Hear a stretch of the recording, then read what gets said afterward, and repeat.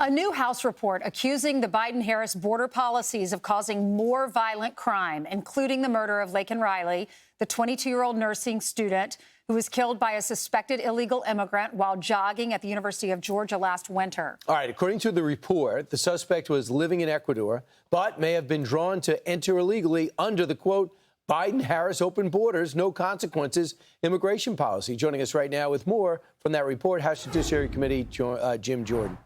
Congressman, they don't want to talk about any of the victims. No. They want us to talk about the percentage of illegal immigrants who commit crimes is so much lower than the general population. What are you finding? Well, the American people know that when this administration on day one said, we're no longer going to build the wall, we're no longer going to have you remain in Mexico while we evaluate your claim, and when you get here, you will not be detained. Everyone came, including really bad people that they let in the country. They knew that this guy who killed Laken Riley, they knew he had a criminal record. They knew about his brothers involved in this gang, and yet they let him roam free, and we have this terrible tragedy with Laken Riley. So our report talks about these issues where they let bad guys in the country do bad things, and the fact, report we released a couple weeks ago, 99 people on the terrorist watch list, they released into the country. And oh, by the way, the person in charge of all this, the border czar, they just made their nominee. When 10 million people have come into this country illegal, they're on pace to get to 12 million, the equivalent of the entire population of Ohio, and we're the 7th largest state in the union.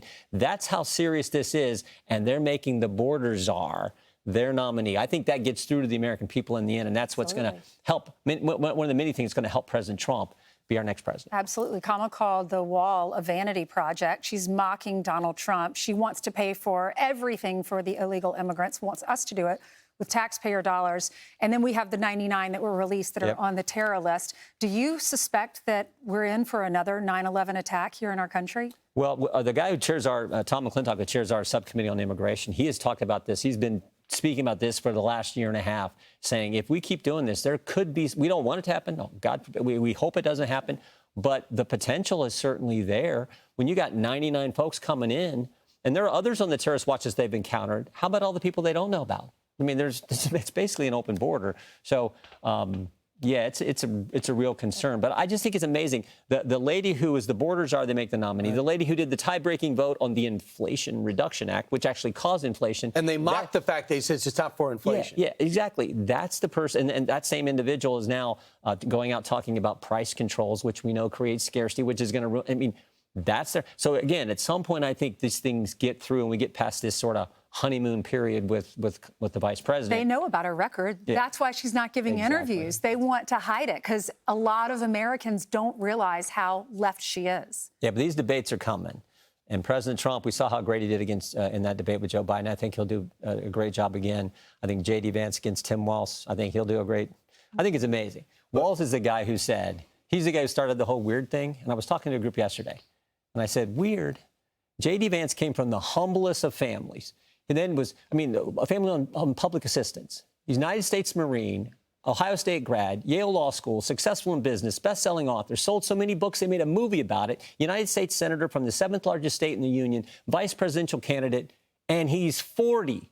That is not weird. That is amazing. That is exceptional. That's the American story, and they're going to make fun of that. Right. Go ahead, keep going. Wait till the debates, where I think our guys are going to win. By the way, Austin has keep Austin weird and keep Portland weird. I think that's their base.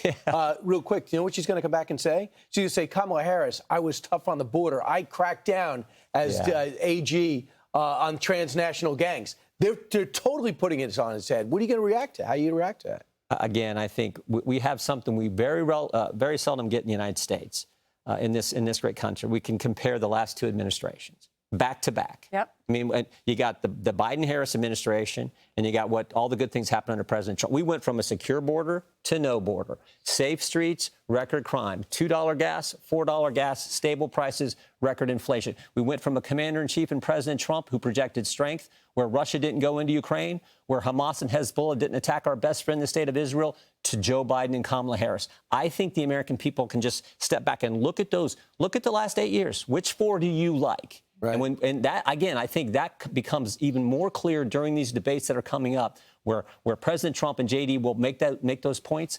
And when the American people are smart people, they got common sense, they get like, I like the previous 4 years. And by the way, he likes Long Island, too, because that's where a lot of great wrestlers from Long Island. He's where he's from, right. wrestling That's family. right. There were And more that's where he police was there. yesterday. Yeah, there were Really? more police there than about any that we was here for a big endorsement of the Suffolk County Police Association's endorsed President Trump, and the Conservative Party in this great state endorsed President Trump. So we were there to accept those That's for the Bryan's president. county. Yeah, I know. Close, Nassau. Oh, but you're very Nassau? close.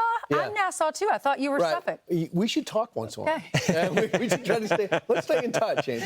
Great to see you, Congressman. Good to see you In guys. person. Thank you. so much. I'm Steve Ducey. I'm Brian Kilmeade. And I'm Ainsley Earhart. And click here to subscribe to the Fox News YouTube page to catch our hottest interviews and most compelling analysis.